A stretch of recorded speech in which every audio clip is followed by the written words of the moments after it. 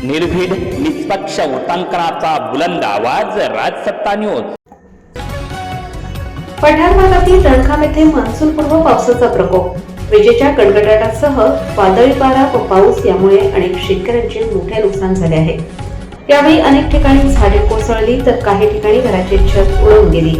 अशातच संगमनेर तालुक्यातील पठार भागात रणखाम गावात देखील या पावसाने रौद्ररूप धारण करत शेतकऱ्यांचे मोठे नुकसान केले आहे। यावेळी इथे वीज पडल्याने गावात भीतीचे वातावरण पसरले होते। विजेचा कडकडाट व वादळी वारा यामुळे परिसरात घबराट। यात सुधाकर पांडुरंग मनसुख या शेतकऱ्याच्या 4 शेळ्या व रणखाम गावातीलच सुभाष लहानू गुळवे यांची 1 शेळी अशा 5 शेळ्या वीज पडून मृत झाल्या आहेत। या शेतकऱ्यांचे झालेले हे मोठे नुकसान बघून व याच कुटुंबातील महिलांचा आक्रोश बघून उपस्थितांचे हृदय पिळवटून गेले। रणखाम गावचे सरपंच बाबाजी गुळवे यांनी तातडीने या ठिकाणी भेट देऊन दोन्ही कुटुंबांचे सांत्वन केले व महसूल प्रशासनाला घडलेल्या घटनेची माहिती दिली।